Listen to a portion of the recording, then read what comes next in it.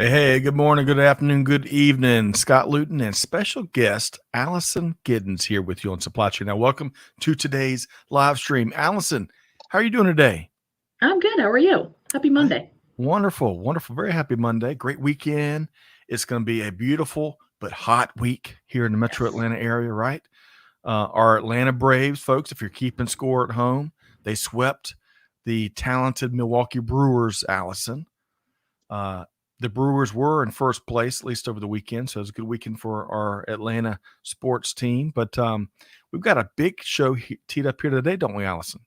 We do. Lots of good stuff on the radar. Lots of good stuff, right? So, folks, we're going to talk about some of the leading news stories across global business here today. But we're also here on today's Supply Chain Buzz going to be learning Allison's expertise and point of view and perspective, especially when it comes to the manufacturing industry. Allison's going to be sharing 3 key trends that got to be on your radar. If you're a business leader, if you're a supply chain pro, you name it, stemming from what's going on in manufacturing. So, Allison, we are excited. And folks, as always, Supply Chain Buzz, a live show that comes at you every Monday at 12 noon Eastern time. So if you're listening to this maybe on the podcast replay, we invite you to come check us out and join us live on one of your social media channels of your choosing each Monday at 12 noon. Now, Allison, Yes. give me one highlight, other than we've already talked about the Atlanta Braves over the weekend. Give me one other highlight to your weekend. Oh man, I didn't really have an exciting weekend.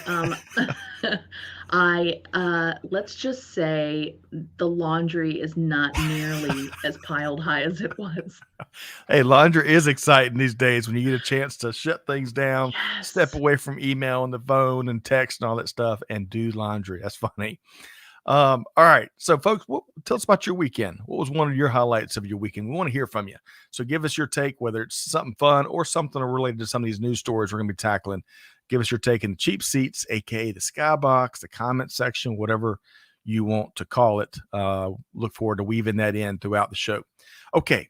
So let's say hello to a few folks. Allison, man, we got a packed house here today. Josh Goody Cool.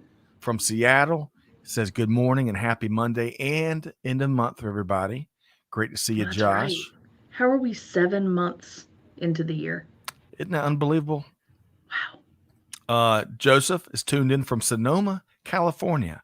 I wonder what the weather is like out in Sonoma, California. Allison, any guesses? Take a guess in the dark in terms of the temperature. It's a dry heat. It's a dry heat.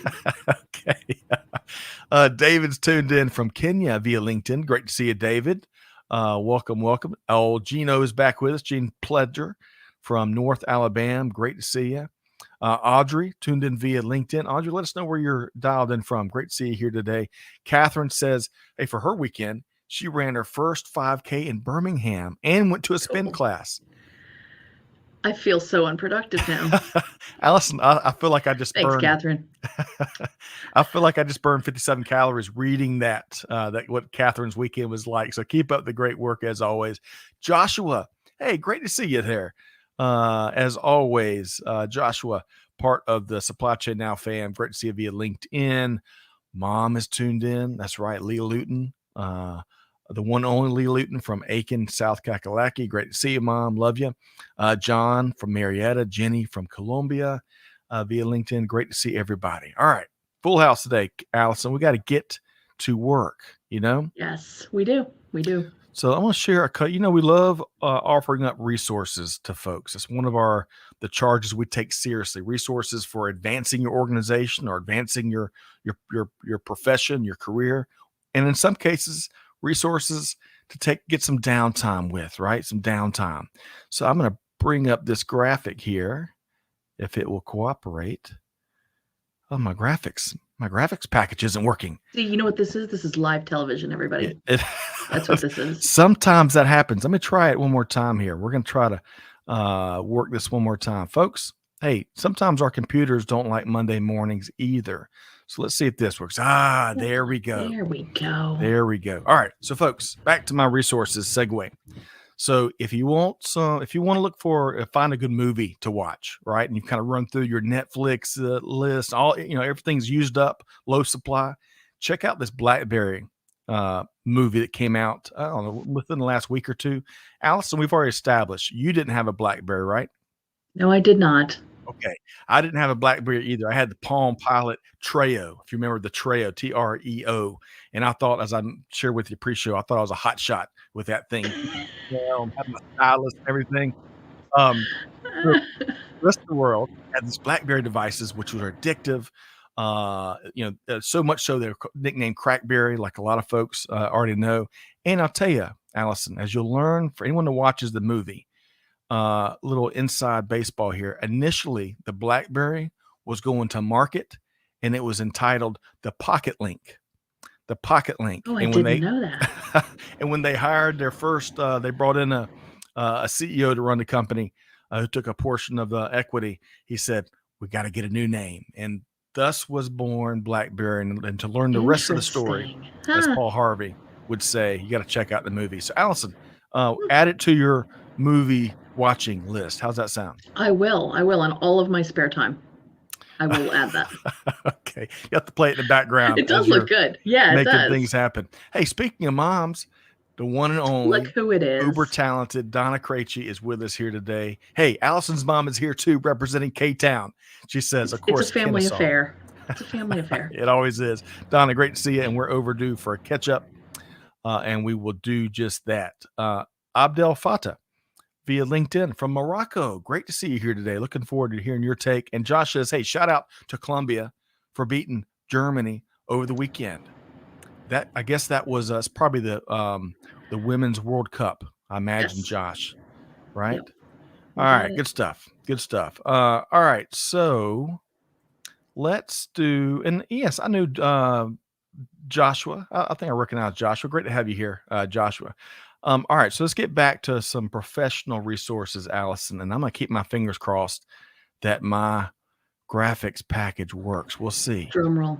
Yes. Oh, Yes. yay. Okay. Yes, All right. So, with that said, Allison is our weekly LinkedIn newsletter. And I think this was edition number 44, almost a year doing this each week. So check it out. The team, we had a great newsletter that focuses on some key perspectives related to the deal, which we're going to be talking about in a second, between UPS and the Teamsters.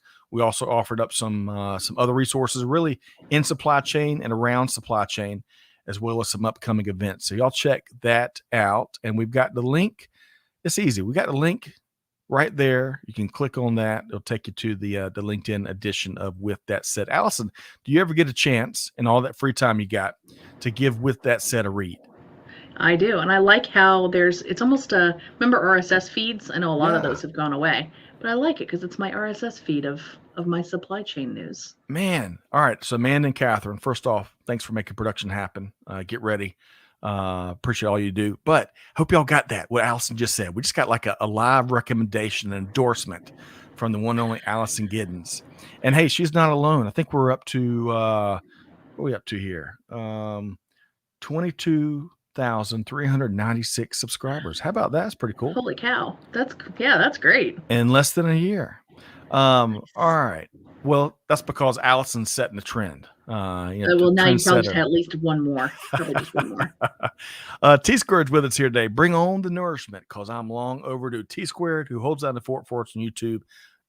Don't you worry. We've got a lot of good stuff to get into here today. All right. A couple other quick resources, Allison's. We're moving fast.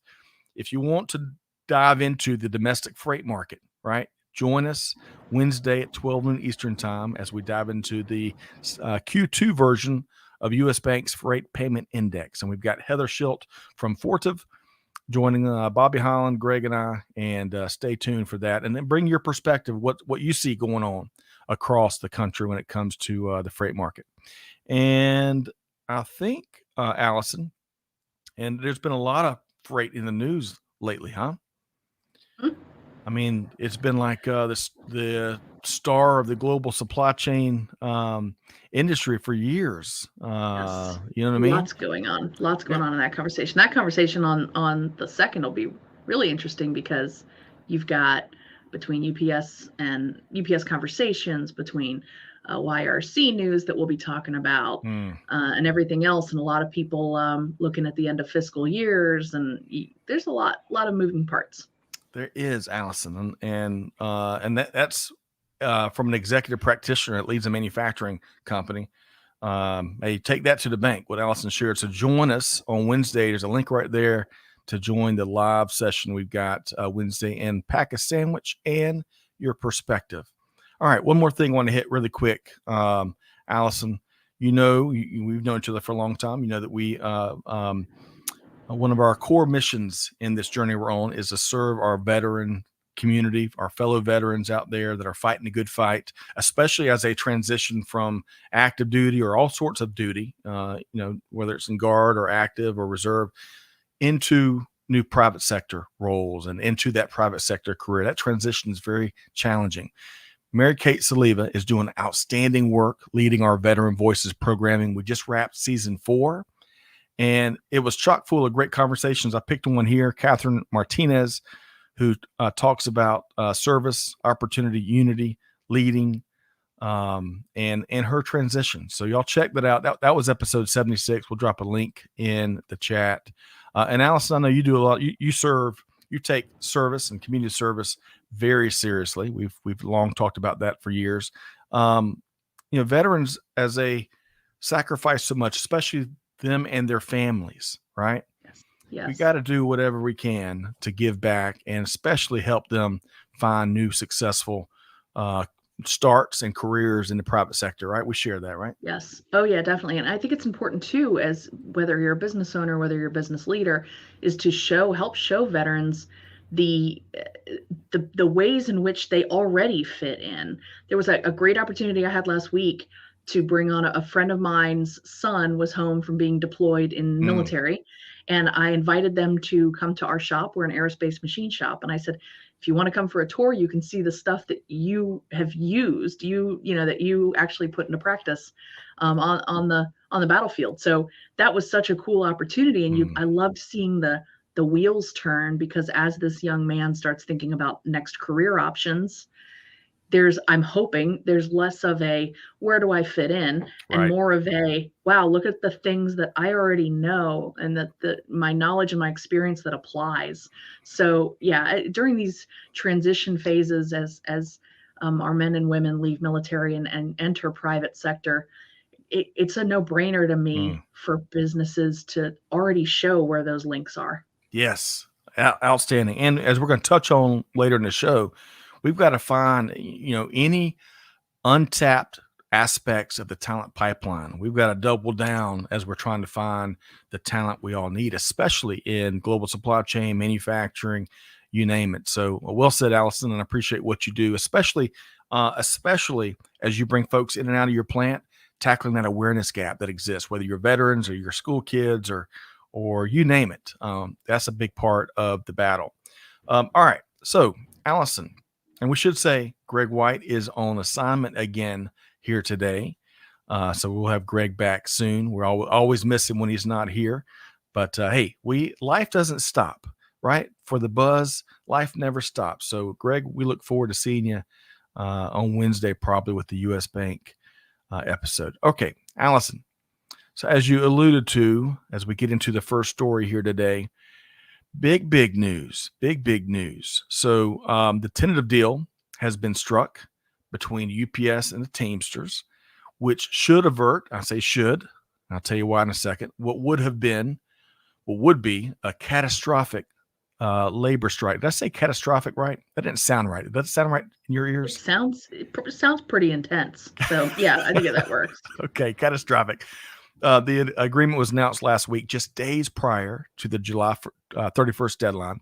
Now, the Teamsters members will review the deal, kick the tires on it, and cast their vote starting August 3rd through August 22nd. So I guess all the votes got to be in by August 22nd, which is still 3 or 4 weeks from now.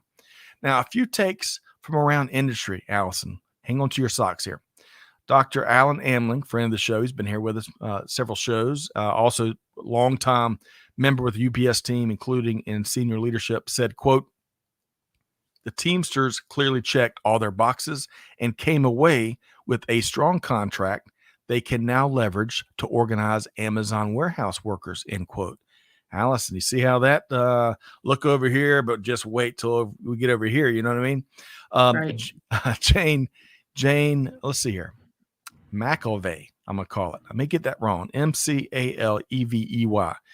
Jane McElvey from The Nation said, quote, the biggest win in the Teamsters UPS agreement is an end to the two-tiered structure of the old contract, which protected long-serving workers' gains in exchange for leaving new hires working on worse terms, end quote.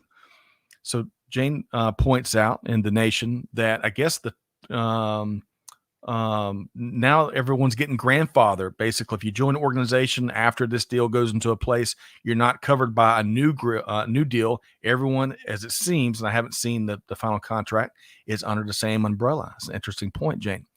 Now, the new deal, and Allison, I'll get you to weigh in here. The new deal, once ratified by the labor union vote, will be in place for 5 years. So my hunch, Allison, is we'll be back in a similar spot in 2028. We shall see. But Allison, your take here on the tentative deal struck between UPS and Teamsters. So I think I noticed that, you can't just print money, right? Somebody pays for this ultimately. So it's going to be the consumer. It's going to be the business owner. So I'm so used to receiving that dreaded end of year letter from whether it's UPS or FedEx that says, you're a valued customer. Yeah, I bet. And the next line is, and that's why we're raising your rates. I want to say the article that we've got linked is that the general rate increased last year 6.9%. And that was a full percentage point above typical 4.9 to 5.9 increases. So if this thing goes through the way that it's sounding, we're going to see, I'd be floored if it was only a 7% increase this year. So, excellent point. Ultimately it's going to get passed to the business owners. It's going to get passed. And then ultimately my customer, who is the U.S. government. And so guess what that means? Your tax dollars. So eventually,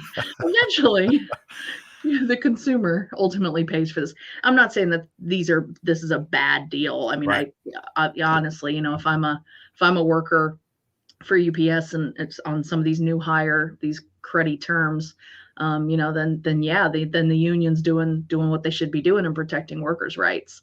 It's fascinating to me to see just kind of the big picture and how some of that gets alleviated, because your C-suite executives are not going to take pay cuts for these kinds of things. So where do you think the dollars come from? The buck definitely gets passed multiple times, to your point, Allison, and I appreciate you sharing that. And I wish we had more good news as we move into our second story. A quick side note, folks, check out, as Allison and I reference the articles and where they all come from. This one, the first one was from Supply Chain Dive. We got an easy link. Y'all can go, don't take our word for it. Go read it yourself and let us know what you think. So good stuff there, Allison. So as I mentioned, I wish we had more good news, but this morning, according to, in this case, CNN.com, and sticking with the freight industry, it looks like the end of the line for one of the largest carriers rather, in the U.S. As reported by CNN, Yellow Freight has ceased all operations and plans to lay off all 30,000 of its workers. Man, that really breaks my heart there. Like UPS, the company, Yellow Freight, had been in negotiations with the Teamsters on a new labor contract for about 22,000 of those employees. As many know, Yellow was a major player in the less than truckload LTL space. And from my experience years ago, we talked about this a little bit, Allison, pre-show, Yellow did have some of the cheapest pricing in the industry. Now, the article, CNN quotes Satish Jindal. I may have gotten that wrong. My apologies. He's a trucking industry consultant quoted in the article, and he agrees.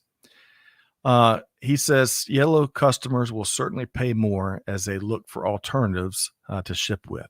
So, Allison, your thoughts here on looks like the demise of Yellow.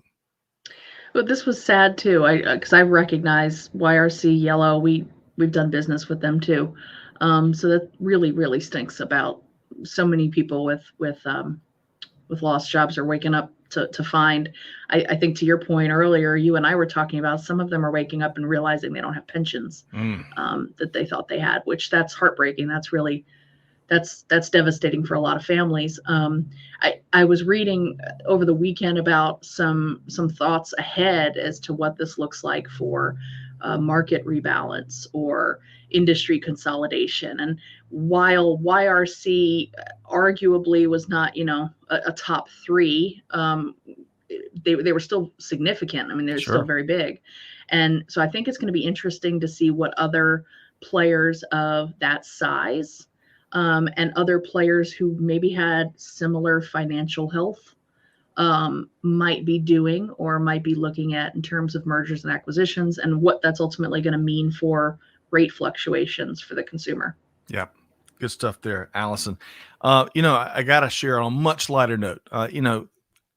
30,000 folks, whether they've been there for a year or they've been there for 20 years or something, that is really heartbreaking. And so hopefully they'll find other opportunities with other carriers and other positions. So folks, hiring managers, great opportunity here, despite how it played out.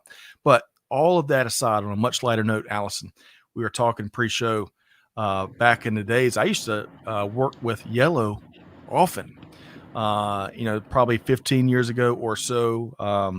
My CEO at this manufacturer I was working with had given me, as you guessed it, an Excel spreadsheet to evaluate all the options based on where we were sending pallets of construction goods. And I'll tell you, one of my least favorite parts of that stint in my career was calling into job sites where new bus terminals were being built or new retail locations, and working with the Yellow terminal manager to find one part of what I sent in a beat up, a broken pallet on this side of the yard, 17 other parts and 15 other locations. That was never fun and investigative work. And I got to tell you, every time I pass a Yellow truck since then, that's what my brain was thinking about. But hey, hey, sometimes you get, when you're the, what's that old adage? Let's see, service, delivery, and cost. Is that the, is it, you can only have two of the three, not all three? Yes. Yeah. So when you get, when cost is one of those two things you select, you get stuck in those kind of cases, situations, I guess. But nevertheless, let's see here. John shares, the unfortunate part is YRC's service levels had been on the decline these past few years. Maybe with better service, this could have been averted. John, great point there. And I tell you, it's just going back to Allison's last point about some of the folks that are going to go without a pension. I saw across social, I saw some videos, and I didn't include them because I wasn't sure. You never know what's real and what isn't real and what could be staged. But it purportedly showed in this one case, longtime Yellow employees finding out that their pension is gone. And man, that is just that is awful, awful news. All right, moving right along on a much lighter note, I'll call it. We have got an outstanding event coming up, Allison, on August 16th. We've got Dan Reeve with Esker, backed by popular demand. Dan moves at the pace of 1,000 gazelles. Allison, he does. Do you remember when you and I? Oh yeah. I've gotten so much traction out of that one little. Was that a metaphor or a simile? I don't know. But regardless, come join Dan Morgan Swink, Dr. Morgan Swink with Texas Christian University, Greg and I, as we dive into key findings from TCU's Working Capital Report. That's August 16th at 12 noon Eastern time. And we've got the link to that. We've dropped it in the chat to make it easy, one click away for all of our attendees. Okay, Allison, in a second, we got one more story to go. And then we're going to learn a lot of perspective from you on three key trends you got to be tracking in the manufacturing industry. So folks, stay tuned for that. But before we dive into that, let's talk drugs. Allison, let's talk drugs. That escalated quickly. The pharmaceutical industry. So as reported here by NBC News, the U.S. Senate is looking to pass a bill aimed at boosting domestic pharmaceutical production and supply. The legislation comes after a report in March earlier this year identified some 295 medications were in short supply across the country. Now, a central part of this bill, this legislation, potential bill, calls for government manufacturing contracts to be sent to U.S.-based companies with domestic production sites. Now, before Allison, I get you to comment on this aim here, this initiative. I was on the FDA's website earlier as I was, getting some background related to this story, and there's a Q&A section on the FDA website, and they get, as you might guess, it goes extensively into the drug shortage. And one of the questions that they pose and they answer is, why do we have a drug shortage, right? And it goes into manufacturing quality and some other things, but it never references all the tremendous amounts of offshoring that's taking place for decades, right? For a variety of reasons, to include, getting cheaper drugs, right? Right. And as we've offshored all that, the infrastructure to grow the U.S. based drug industry and pharmaceutical industry, of course, that takes hits and hits and hits and hits. So we'll see the results and the outcomes from this legislation if Congress passes it. But Allison, your thoughts here on what we're trying to do and what you think will be done.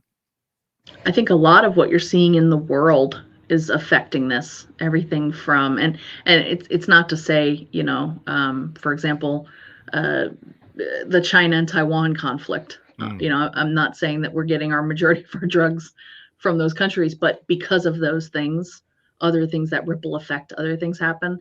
And even close to home, last 2 weeks ago, I think there was a tornado in North Carolina with the Pfizer plant, right? Or with a main Pfizer plant. And it was not, I think they said that it was not a manufacturing part of the warehouse, but it was where they have a warehouse facility for storage purposes. So, just that alone, that could impact. There's just lots of little things and lots of not so little things that have piled up that I think those are real big reasons why we're seeing what we're seeing. Agreed, Allison. And as Josh points out and echoes your thought here, now we see, Josh says, the ripple effect from French unrest and, of course, the war in Ukraine when it comes to the drug trade. And speaking of the war in Ukraine, separate on a related but separate note, the grain deal that was in place that the UN and the country of Turkey had struck with Russia and Ukraine, especially Russia, to allow grain shipments to still leave port there and not be impacted by the war. Now that expired a few days ago, tons of concerns around how Russia may be or is weaponizing food trade. And that's just, man, we got to find some good news, Allison. I'm determined to find some good why news couldn't we have, today. Right? I know, I'm thinking, let's come up with something. All right, good. Hey, we'll make folks, something up if we have to. Right. No, wait, I'm just kidding. Fake news. No, we won't make anything up, folks. Hey, but let us hear from you. Whether you want to comment on one of these news stories, these developments, or you want to give us some good news of your own, share that in the skyboxes there, and we'll bring that in as much as we can. Yeah, for the love of Pete, please share something good. Right. Please. For the love of Pete, whoever Pete is, but for the love of Pete, please share something good. Okay, so let's talk manufacturing, Alice. One of my favorite sectors, one of my favorite crowds of people to be around are folks in the manufacturing. That's one of my favorite parts of my journey here. So we're going to get into 3 trends in the manufacturing industry that business leaders, again, you got to have it on your radar. So Allison, you alluded to it earlier in terms of Wintech Inc., but I want to make sure for perspective and context, share a little bit more information about the organization that you lead. Sure. So Wintech is an aerospace machine shop. We're located just outside of Atlanta. We do a lot of work for national defense, a lot of government contracting. We're mostly a sub-tier for bigger primes and bigger companies that ultimately do government work. We've got all of our manufacturing facility on a 22,000 square foot warehouse. We have just under 50 people that we employ, and we've been around for 35 years now. So we've seen a bunch. 35 years. It's a long time. So we do a lot of, like I said, national defense work, but we do a good bit of commercial work too that involves medical industry, construction industry. So we've seen some interesting, trends and ebbs and flows and things like that. Outstanding. Man, 35 years. That is, think through for a second as I'm thinking out loud, all that we have seen in that 35 years that you and the organization have persevered through to grow and to find success and to serve your customers. So that's like a badge of honor to make it 35 years in the manufacturing industry. So, but let's move forward instead of looking back and celebrating for a second. Kind of where we are. We needed here. that. We needed the good. Yeah. We needed, remember? I tried to find some. We needed that. That was good. Allison. That was good. I'm going to deliver. So fast forward to where we are poised to enter in a new month, August 2023, which is just crazy as time has just flown past. I'm going to have a high schooler for the first time here in just a couple of days. That blows my mind. But you've identified 3 key trends in the industry. And let's start with the first one, risk management. So tell us more, Allison.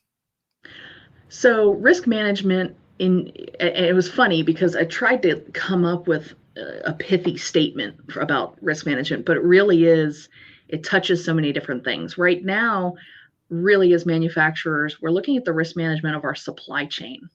That's super hot right now. And it's not just managing a specific typical or a familiar risk.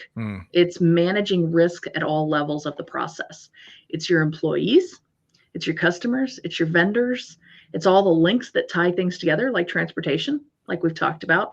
And there was plenty of times in the past few weeks that we were watching that UPS conversation pretty closely, because as we send parts out for outside processing, for painting and anodize and different things like that, we would ultimately have to have those parts shipped to processors and back. So if we anticipated that happening in August, but we were making plans in July, the risk management efforts, we had to kind of come up with a game plan. Are we going to have another carrier handle this?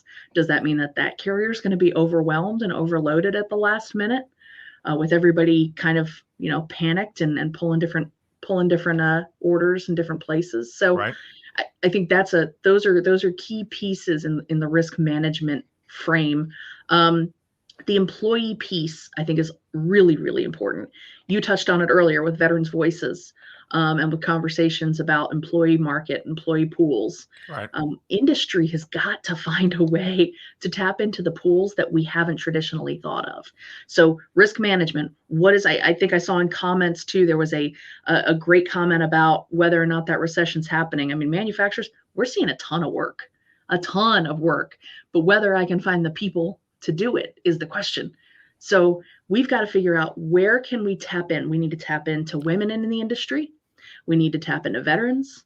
We need to tap into neurodiversity, a whole community of people who are known for being by the book, for needing for being regimented, for being people that are used to routine in many cases. I mean, what better employee can you think of than somebody who follows instructions?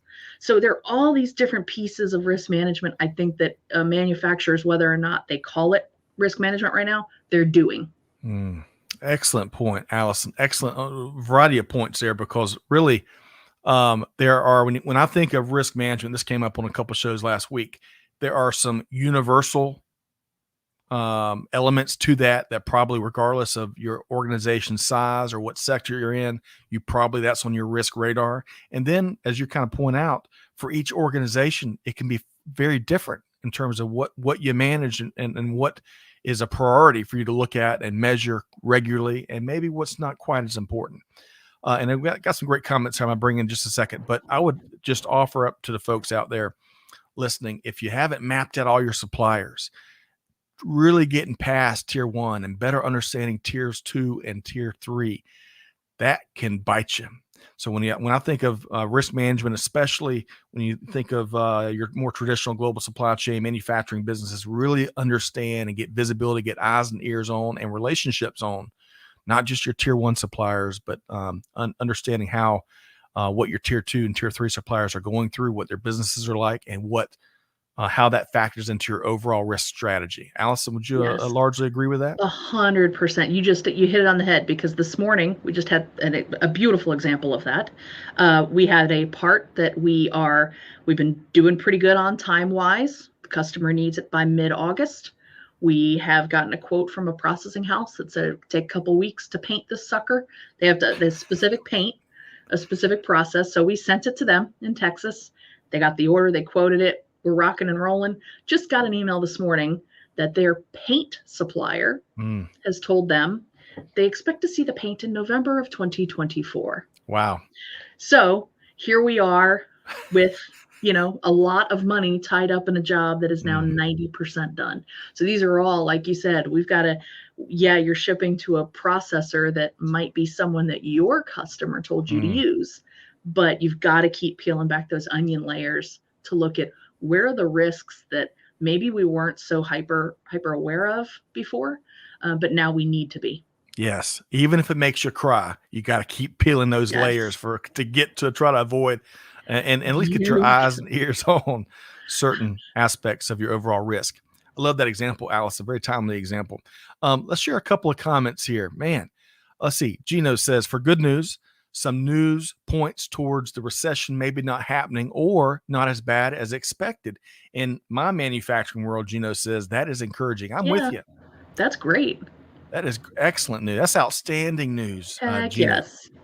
Let's see. Ishmael says greetings from Africa. And I love this. Supply chain leads organizations all over the world. I agree. It is certainly a global conversation. It's a great time to be in supply chain. John says, great point. Allison, it seems all points on the supply chain have never been this volatile. Man, John, that sounds like some truth in my eyes and ears, at least. And Korai Koze also delivering the good news here. And I'm going to drop this and read it so we can see everybody. But Korai, hope you had a great weekend. He says, okay, good news here. First Solar plans a $1.1 billion investment in the fifth U.S. Solar panel factory, and they do not use polysilicon, he says, which is tied to modern slavery in China. I've read that, Korai. And we all know the fight that we've got to jump in with all resources to eliminate and eradicate modern slavery and human trafficking. Korai continues to say they use cadmium. Now, don't judge me on how I pronounce these elements, Allison.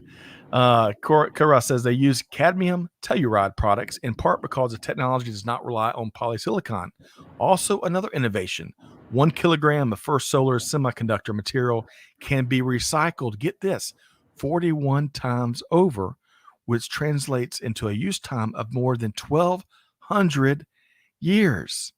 So I love that. And my manufacturing brain looks at cadmium telluride and thinks we have processing houses that do cadmium plate. Yeah. And there are not many of them out there. Okay. So you know where my brain's going. Yes, I do. I love when these different kind of outside the box solutions come up. And then my brain goes to, all right, now where has the bottleneck moved? That's right. So I think that we've got to stay focused on getting people trained to be able to perform processes, and whether it's on the manufacturing floor, whether it's in processing houses, whether it's in scientific research and development, to do these things. Otherwise, you're going to have a lot of people looking for work without the skills to be plugged into the jobs we need them. Yes. The phrase that comes to my mind as you point that out in terms of the moving bottleneck, that's great, but if you have a great day in manufacturing, that's why I don't want to. Yeah, no. Right. I didn't want to make it like, yeah, that's fantastic, except this, because no, it is good. Right. Celebrate the wins, but always keep your eyes wide open for what may be in your blind spot. Korai, awesome. And by the way, if going back to this point here, that the semiconductor material can be recycled 41 times over in the last 1,200 years, or when the Falcons will win their first Super Bowl. So about 1,200 years or so, I imagine. Hey, football season is upon us. And the bandwagon Falcons fan in me is, I don't know, I'm hedging my bets in terms of how many wins Atlanta's going to churn out. Now, Josh Goody says having the map, so mapping the suppliers we were talking about earlier, knowing current events for tier 2 and down at the very least makes it so you can empathize and communicate. Excellent point, Josh. It also makes it easier to plan and allocate for everything shy of another Suez blockage. Excellent point, Josh. Okay, so I got derailed there, Allison, but we're covering 3 trends in the manufacturing world folks got to know. And the first one was risk management, which I think we beat the heck out of, like Jerry Seinfeld in that rental car. So what was number 2? What's the number 2 trend, Allison? Number 2 is a manufacturer, something I'm keeping an eye on, are government regulations. Something that I think a lot of business owners always keep an eye on. But whether you're in automotive manufacturing, aerospace manufacturing, medical device manufacturing, you're likely following all sorts of government regulations and policies, cybersecurity requirements, requirements from Securities Exchange Commission, the SEC, not the fun SEC, not football SEC, but the boring SEC, which is the Securities Exchange Commission. The significant impact to manufacturers' tax obligations, like when Congress decided to take away tax credits as we know them for R&D, that was very that hurt. There are all these different things. The Biden cybersecurity order, executive order that came out. There was manufacturers experiencing that tax hike again because of that R&D. But there are these different pieces of the regulations that, yeah, they've always been there, but there's also a lot of stuff on the horizon that doesn't exist yet, but we need to watch. So, for example, a lot of AI conversations about AI. It's going to be interesting to see what types of policies, what types of regulations follow that. So if you're in manufacturing of software, any kind of things that involve technology, it's going to be interesting to keep an eye on that. Again, that cybersecurity thing just personally is something that I've really got my eye on because it matters so much in the national defense world. But government regulations is something that truly, if you are a U.S. customer or U.S. manufacturer right now, you're probably living and breathing a lot of that stuff. Yeah, excellent point. A couple of thoughts there. A second ago, we were talking about the pharmaceutical industry and how so much of it had been outsourced around the globe. If you look at and I know you know this firsthand, the military industrial complex here in the U.S., more and more, a lot of the sourcing is taking place overseas. And I've read lots of analysts that have been in that space for a long time, as we have provided a lot of munitions to Ukraine and other partners, trying to rebuild that supply. It's a lot different than it was in 1982.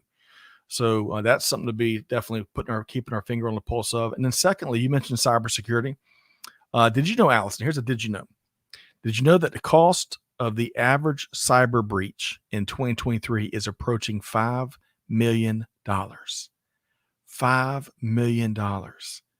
Man. All right. So we've tackled risk management and we've tackled government regulations. I want to share a couple quick comments here. Peter Boley, all day, all night and all day. Great to see you, Peter. Great to have you back, PB. He says, good Monday afternoon. Just back from a few days in Vegas. Heat was oppressive. I believe that. But he caught 2 shows and left behind a few hundred and had a blast. What 2 shows did you catch, Peter? And what was your game? You left behind a few $100. What was a game you're playing? And remember, always bet on Red 19. Allison, when you go to Vegas, Red 19 on the roulette table, okay? Okay, let me write that down. Write that down. Inside baseball tips for all of our friends. And Veronica enjoys a little subtle and friendly dig at our hometown Atlanta Falcons. Hope you're well, Veronica. Great to see you here today. All right. So, Allison, I'll take it by your response there. You don't play roulette when you go to Vegas? I'm more of a cheap slot machine. Okay. All right. Something if I can kind of go with a set dollar amount, knowing that that's going to be the money that I'm using to entertain myself for the next few hours. And then just counting on losing it. You got to. It's entertainment. It's not investment, right? Exactly. Well, at a future show, we'll have to dive into the annual contest you and your family do related to casinos. That's always a fun story. All right. So again, risk management and government regulations. And the third one, we're talking more technology. So Allison, share more there. Yes. So number 3 on the list of things that I'm really looking at from a manufacturing perspective, just in industry, is technology. So 10 years ago, technology on a manufacturing shop floor meant the latest and greatest CNC machine. is essentially what that meant. It meant look ahead tooling. It meant maybe 5-axis. Today, it's all that, but it's another layer of that. It's Internet of Things. It's artificial intelligence. It's finding ways to automate, run more efficiently, more effectively, working smarter, not harder. Logistics are arguably more complicated for larger companies, but the cash and resource limitations in a small business are just as problematic. So you have all these different things in a small business kind of working against you when you don't have the cash to invest, $400,000 on a new state-of-the-art machine, when you've got a machine out there that's probably has seen better days, but it's paid off and it's doing its job. But it's not just about keeping up with the Jones. We have to remember, if we go back to that first point of attracting workforce and finding new employees, the next generation doesn't want to work with the old crap. Excuse my French. They want to use, they've in many cases in some schools they've learned on some newer products, or they've already got the aptitude to pick up on the new stuff. Right. So only 24%, on a Forbes article I read recently, only 24% of manufacturers say that they have a digital transformation strategy. So, you got your buzzword, your digital transformation strategy. What does that mean for a manufacturer that's got, 47 employees? It means basically, what are you doing about technology, period? Yep. What are you doing? I think that the technology piece for a lot of different companies looks a lot different, but you've got to come up with some sort of strategy, even if it's, hey, I don't have any money to do anything about this right now. Okay, well then, what's the game plan for when you do? That's right. That's right. And not only do your organizational leaders want to know the answers to that question, but top talent, as you alluded to, Allison, they don't, to use your French, they don't want to work with old crap. That is so right. They expect more and more that organizations that they want to work with are using the latest and greatest proven technology. And hey, late breaking news flash, Allison, using more Excel spreadsheets is not digital transformation. I love spreadsheets, though. We all do. That's why it's such a cliche, right? I probably have 3 pulled up right now as I talk out of both sides of my mouth. Right. They do. However, in this day and age, as you know, and as you're speaking to, and as we all know, we got to loosen our cling on spreadsheets and really learn some new powerful ways, especially for our people, that we can take pressure off of our people and take some manual work out of the blocking and tackling and really embrace modern technology in so many different ways. It's such an incredible time. That element alone, when it comes to global business, Allison, I find absolutely fascinating. All right. So I'm going to share a couple comments here. And Ganesh has a question for you, and we can always take it offline, but I'll pose that as well. So let's see here. So I asked Peter Bollet what shows he went to. Now he says he went to the Michael Jackson 1 show in Vegas, and then get the second one, a risky adult variety show that was under a tent. It's funny, when you asked which shows, I thought, one of them's going to be not work safe. Oh gosh, Allison, that is so funny. And Peter, thanks for playing along. We're overdue for a catch up, and I hope you had a wonderful. I'm sure you played some golf out there in Vegas. He's a great golfer, Allison. Gino makes a great point. Yes, customers do want it too, right? Yeah. Your employees want it, your suppliers want it, your customers want it, your business leaders want it. That's why it's in demand. That's why we have to. And I think a really important element here, Allison, and feel free to weigh in, is that demand that we're all talking about is one of the reasons I would propose that business leaders are like, oh, shiny object syndrome, and they're grabbing this new technology and that new technology. And of course, we can't do it that way, right? We got to figure out what the business problem is and then apply in a very targeted and deliberate and measured basis. It doesn't mean you got to move slow, but if you don't take that successful, deliberate approach, you're not going to have the adoption you need, right? Your team's not going to use the investment. And then where are you at? We talked about that last week. Allison, your quick comment there, and then I'm going to pose this question Yeah. to you from Ganesh. For sure.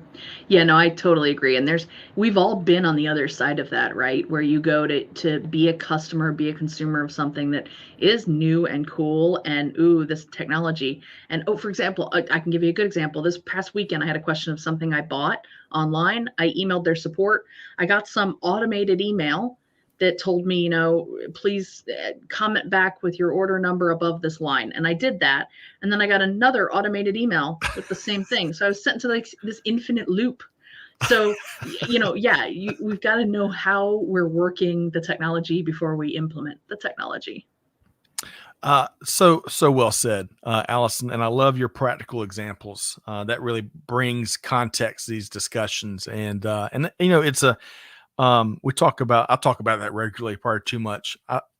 As a consumer, which we all are, it's so interesting to see what companies are doing to those that are really good at it in terms of focusing on how to enhance the customer experience, leveraging their supply chain, in-store experience, whatever. And then those companies that do not care. And that by shopping there and then probably never going back. But Allison, great example. John says, "Amen, Scott. Chasing digital for the sake of it is not good." That's right, John. I completely agree with that. And so, Ganesh, hi, Allison. What are the challenges you see for implementing those new technologies? So, assuming that the technologies are understood in the first place, I see three main challenges when it comes to being a business owner in manufacturing: resource constraints on time, people, and money. People, because even if you had the time, even if you had the money, sometimes you might not have the personnel to implement or to carry it forward. Money constraint, that's kind of an obvious one right there, right? I mean, cash flow in a small business is often invested into things that we can immediately see return on investment. And if you don't necessarily understand the technology and how that's going to make an immediate impact, to some business owners, it can be a slower argument. And then the time argument of, I would love to implement a new ERP right now. But besides the whole money impact and besides the people impact, time, I'm putting out too many other fires. Right. Small business owners, we don't have time to be doing what's way down on the list. We're putting out the fire, right or wrong. It is what it is. We could have podcast after podcast talking about how business owners need to time management better. Okay, well, when the government regulations are on my radar, when I'm managing the risk of my supply chain, when all these things are happening, there's certain things that you just have to prioritize. That's right. Oh, constantly. And yes, Dave, you make a great point. That resistance to change, I still everywhere. We're all humans. Humanity still, for at least the last I checked, still runs this globe until our robotic overlords are here to run it. And that's why I prefaced it. That's why I prefaced it too with the assuming you understand the technologies. Yes. I mean, that's first and foremost. We can't use the resource constraint argument unless we have first established that the new technology is needed, worthwhile, checks all those boxes, understood that that leadership's ready to pull the trigger, but these following things are what's preventing us from doing so. Yes, well said, and great call out there, Dave. Speaking of our robotic or our machine overlords at some point, AI overlords, whatever you want to call it, just Friday, and Catherine and Amanda, if y'all could drop my link to my weekly good news, I was talking about last I checked, humans were still could still uniquely do human things until, and all this was based on me celebrating and kind of reminisce and kind of in a way that when your oldest hits high school, man, I want to celebrate, but also it takes me back to when they are toddlers and babies and so much younger, because where does time go?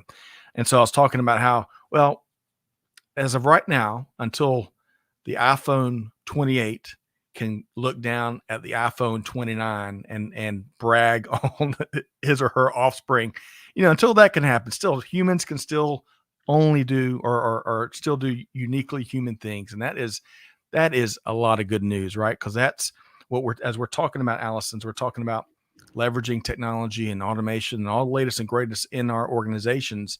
The best news there is how it frees up the human element to do those uniquely human things. I don't know if my mention came full circle there, but that's where I was trying to get to go. I get to Allison. Yep. All right. So before we wrap here today on a special episode of Supply Chain Buzz, with an extra heaping dose of manufacturing, one of my favorite industries, Allison, how can folks connect with you and Win Tech? Best way to do it is through LinkedIn. Connect with me there, follow me there. I'm much more likely to hit accept to a connection if you give me some context on how we connect. So make sure to include a message in there and say how we know each other. But yeah, LinkedIn's the best way. So reach out. The power of context. And y'all are hiring, Allison. I don't know if it was in the pre-show or if it was during the live show, especially machinists and other talent, right? Machinists, CNC operators, CNC programmers. We are hiring for both of those. So yeah, check us out. If I can send you info, let me know. Otherwise, our website has also got the information, win-tech.net. win-tech.net. Check that out, and I bet we'll drop that in the comments. Speaking of, yeah, check out my good news every Friday morning on LinkedIn. I'd welcome your comments there as I was trying to recall what I was writing about on Friday. Does it ever happen to you, Allison? All the time. All the time. Like it was 5 years ago, and it was just Friday morning. 72 hours ago. Right. All right. Well, Allison, a pleasure.